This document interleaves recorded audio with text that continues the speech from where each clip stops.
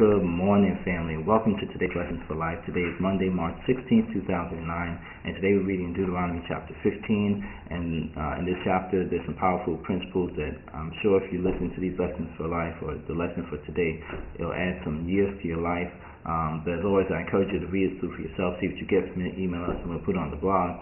But the two things I really want to bring up from this chapter is one, the first thing where it says that the lender is supposed to release the one who's borrowed from him after 7 years.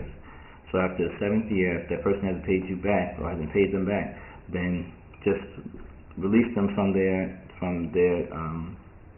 obligation to you. And what I want to mention about that, I've seen it, and it happens to me in certain situations too, where people will, you'll lend out money, or I've seen other people lend out money, and the person doesn't pay them back, and the lender lets this thing eat at them. They constantly, think about this thing, not constantly, but something that's on their mind, and it's eating at them. And they can actually, when you keep thinking about it, it can actually cause illnesses and sicknesses to come up in your body. And the borrower, a lot of times, is not, they don't think about it. They're just going on with their whatever. They'll pretend like, or they'll go on like nothing ever happened, they didn't borrow anything or whatever. But the lender will actually let it hurt them. So one of the first things I see in this chapter is that they're supposed to, after 7 years, just release it, just let it go. Don't let it continually be a something that you're thinking about and letting affect you physically.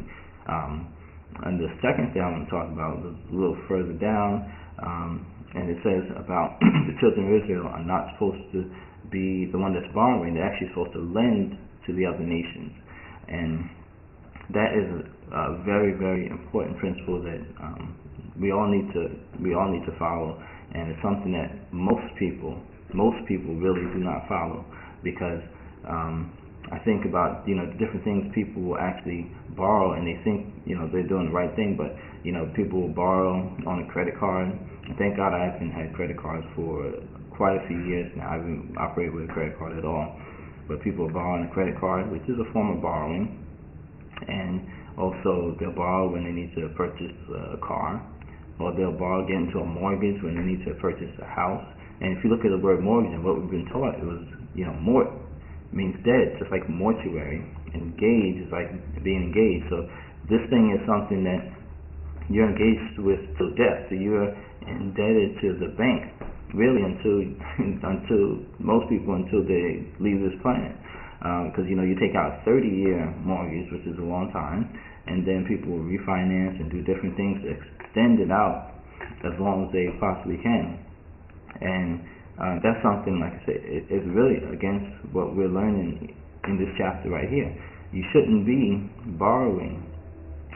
There's a principle: if you don't have enough money to buy it or to pay for it on the spot, then you shouldn't get it. That's not for you, because you're just taking on a whole nother thing when you have to borrow for it, and then now you have to pay that person, pay someone back, a bank or whatever, in order to pay this thing off.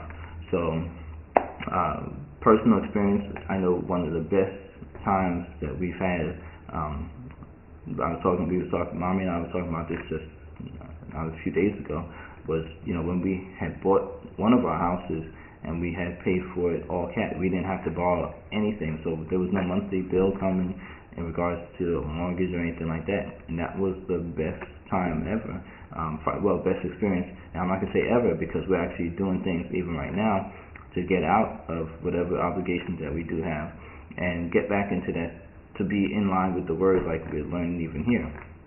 So this is something that we really need to follow, and don't just say, oh, this is just for this particular situation and not for my situation. I need to buy a house, or I need to take out a mortgage. That's not true.